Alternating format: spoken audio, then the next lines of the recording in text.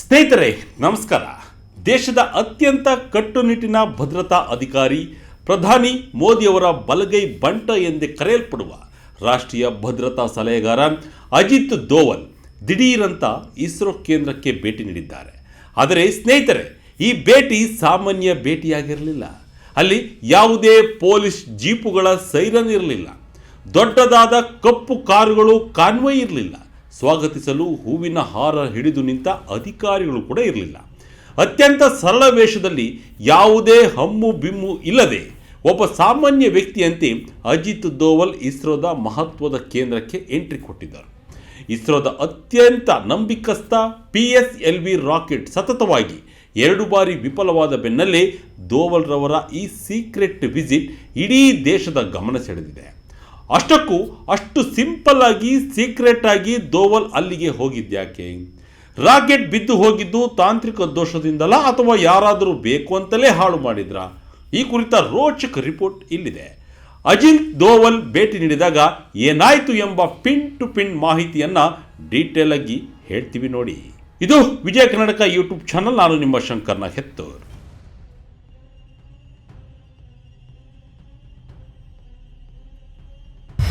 ಆರ್ಭಟವಿಲ್ಲದ entry, ಬೆಚ್ಚಿ ಬಿದ್ದ ಅಧಿಕಾರಿಗಳು.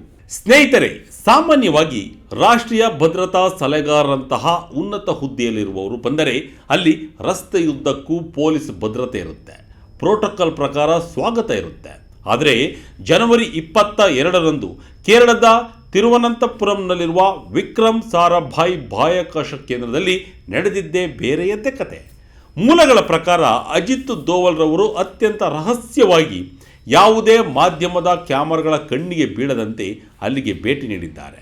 ಅವರ ಈ ಭೇಟಿ ಎಷ್ಟು ಗೌಪ್ಯವಾಗಿತ್ತೆಂದರೆ ಸ್ವತಃ ಅಲ್ಲಿನ ಕೆಳಹಂತದ ಸಿಬ್ಬಂದಿಗೂ ಈ ಬಗ್ಗೆ ಸುಳಿವು ಇರಲಿಲ್ಲ. ನೋ ಕಾನ್ವಾಯ್ ನೋ ಪ್ರೋಟೋಕಾಲ್ ಎನ್ನುವ ರೀತಿಯಲ್ಲಿ ಅವರ ಭೇಟಿ ನಡೆದಿದೆ. ವರದಿಗಳ ಪ್ರಕಾರ ಇದು ಪ್ರಧಾನಿ ನರೇಂದ್ರ ಮೋದಿ ಅವರ ನೇರ ಆದೇಶದ ಮೇರೆಗೆ ನಡೆದ ಭೇಟಿ. ದೇಶದ ಬಾಹ್ಯಾಕಾಶ ಕಾರ್ಯಕ್ರಮಕ್ಕೆ ಎದುರಾಗಿರುವ ದೊಡ್ಡ ಗಂಡಾಂತರದ ಬಗ್ಗೆ ತನಿಖೆ ನಡೆಸಲು ದೋವಲ್ ಹೀಗೆ ಸರಳವಾಗಿ ಆದರೆ ಗಂಭೀರವಾಗಿ ಎಂಟ್ರಿ ಕೊಟ್ಟಿದ್ದರು. ದೋವಲ್ ಹುಡುಕಿದ್ದು ಆ ಕಾಣದ ಕೈಗಳನ್ನು. ಅಜಿತ್ ದೋವಲ್ ರವರು ಹೀಗೆ ಹಠಾತ್ತನೆ ಯಾವುದೇ ಪ್ರಚಾರವಿಲ್ಲದೆ VSSCಗೆ ಬರಲು ಬಲವಾದ ಕಾರಣವಿದೆ. ಭಾರತದ ಹೆಮ್ಮೆಯ ಉಡಾವಣಾ ವಾಹನಗಳಾದ PSLV ಕಳೆದ 30 ವರ್ಷಗಳಲ್ಲಿ 93% ಸಕ್ಸಸ್ ರೇಟನ್ನು ಹೊಂದಿದೆ. ಆದರೆ ಅಂತಹ ನಂಬಿಕಸ್ಥ ಕುದುರೆ ಈಗ ಸತತವಾಗಿ 2 ಬಾರಿ ಒಂದೇ ರೀತಿಯಲ್ಲಿ ವಿಫಲವಾಗಿದೆ. ಜನವರಿ 12, 2026ರಂದು ನಡೆದ PSLV C-62 ಉಡಾವಣೆ ಮತ್ತು ಅದಕ್ಕೂ ಮೊದಲು ಮೇ 2025ರಲ್ಲಿ ನಡೆದ PSLV C-61 ಉಡಾವಣೆ, ಈ ಎರಡೂ ಮಿಷನ್ಗಳಲ್ಲಿ ರಾಕೆಟ್ನ 3ನೇ ಹಂತದಲ್ಲಿ ತೊಂದರೆ ಕಾಣಿಸಿಕೊಂಡು ವಿಫಲವಾಗಿವೆ. ಈ ಎರಡೂ ಉಡಾವಣೆಗಳಲ್ಲಿ ದೇಶದ ರಕ್ಷಣೆಗೆ ಮತ್ತು ಕಣ್ಗಾವಲಿಗೆ ಬೇಕಾದ ಅತ್ಯಂತ ಸೂಕ್ಷ್ಮವಾದ ಉಪಗ್ರಹಗಳಿದ್ದವು. ಒಂದೇ ಜಾಗದಲ್ಲಿ ಒಂದೇ ರೀತಿಯಲ್ಲಿ ರಾಕೆಟ್ ಹಾಳಾಗುತ್ತಿರುವುದು ದೋವಲ್ ರವರ ಸಂಶಯಕ್ಕೆ ಕಾರಣವಾಗಿತ್ತು. ಹೀಗಾಗಿಯೇ ಅವರು ಯಾವುದೇ ಪ್ರೋಟೋಕಾಲ್ ಹಂಗಿಲ್ಲದೆ ನೇರವಾಗಿ ಲ್ಯಾಬ್ಗಳಿಗೆ ನುಗ್ಗಿದ್ದಾರೆ. ಅವರ ಪ್ರಮುಖ ಉದ್ದೇಶ ಒಂದೇ ಆಗಿತ್ತು.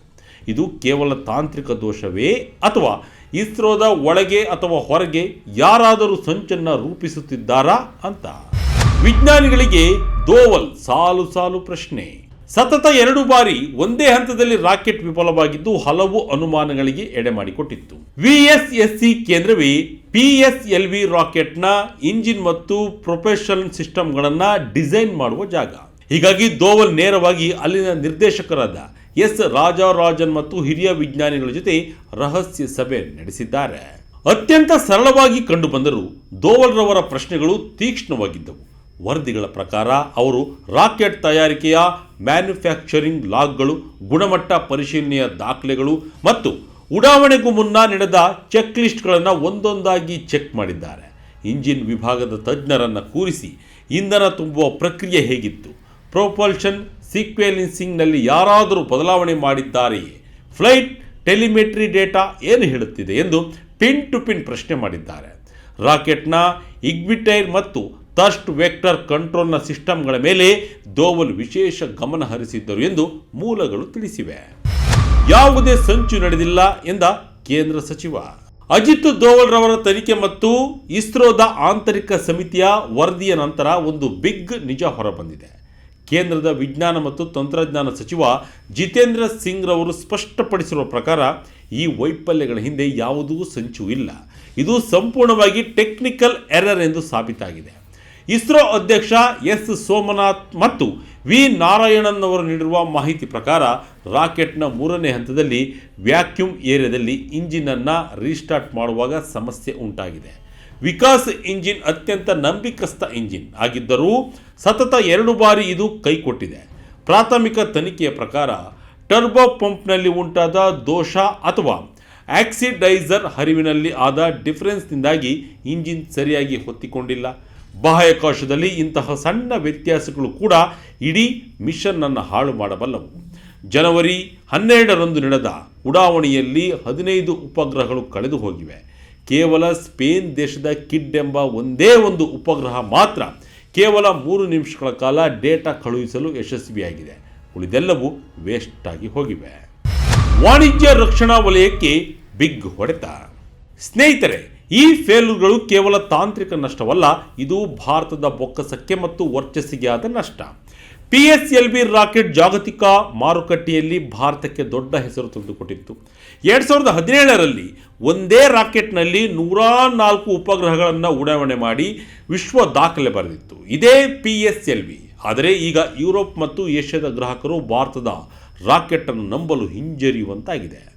ಜನವರಿ 2026ರ ಮಿಷನ್ನಲ್ಲಿ ಹಲವು ವಿದೇಶಿ ಗ್ರಾಹಕರ ಪೆಲೋಡ್ಗಳಿದ್ದವು, ಅವೆಲ್ಲವೂ ನಾಶವಾಗಿವೆ. ಇದರಿಂದ ಇಸ್ರೋ ವಿಮಾ ಪರಿಹಾರ ನೀಡಬೇಕಾದ ಪರಿಸ್ಥಿತಿ ಬಂದಿದೆ ಮತ್ತು ಭವಿಷ್ಯದ ಉಡಾವಣೆಗಳಿಗೆ ಗ್ರಾಹಕರ ವಿಶ್ವಾಸವನ್ನು ಮತ್ತು ಗಳಿಸಬೇಕಾದ ಸವಾಲು ಎದುರಾಗಿದೆ.